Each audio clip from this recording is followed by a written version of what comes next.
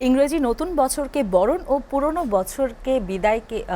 বছরে বিদায়কে কেন্দ্র করে লাখো পর্যটকের ঢল নেমেছে দেশের প্রধান বিনোদন কেন্দ্র পর্যটন নগরী কক্সবাজারে। নতুন বছরে সুখী সমৃদ্ধ জীবন ও সুন্দর আগামীর প্রত্যাশায় সাগর সৈকতে উন্মাদনায় মেতেছেন পর্যটকরা।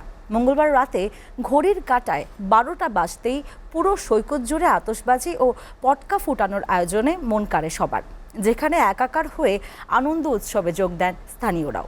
কক্সবাজার থেকে আহসান সুমনের প্রতিবেদন।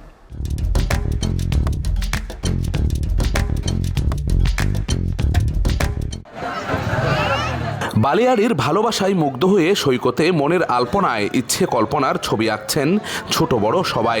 প্রত্যেকের আশা নতুন বছরকে স্মৃতির ফ্রেমে বন্দী রাখা। অনেকেই বছরের বিদায় বরণ স্মরণীয় রাখতে পরিবার পরিজন নিয়ে এসেছেন সাগরের বিশালতা দেখতে। এসেই মুগ্ধ সবাই।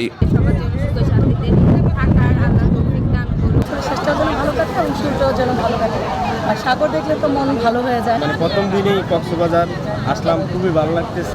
অনেক ভালো লাগতেছে, ফ্যামিলির সাথে আসছি, আনন্দ করতেছি। সমুদ্র স্নানে নামা পর্যটকদের নিরাপত্তা দিতে হিমশিম খাচ্ছেন লাইফগার্ড সদস্যরা। তাদের অভিযোগ, অনেকে জোয়ার ভাটার সময় মানছেন না। লাইফগার্ডরা সর্বদাই আমরা সজাগ আছি, তো টুরিস্টরা এখানে এসে আসলে আমাদের লাইফগার্ডরা কমেন্ট মানতেছে না। তারপরে আমরা চেষ্টা করতেছি টুরিস্টদেরকে যাতে ডুবে না যায়।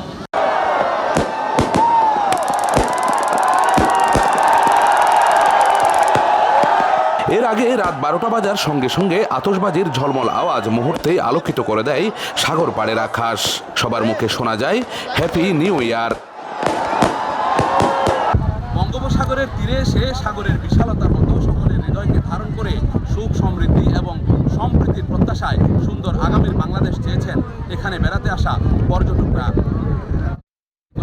সুগন্ধা পয়েন্ট থেকে আহসান সুমন, এসএ টিভি, কক্সবাজার।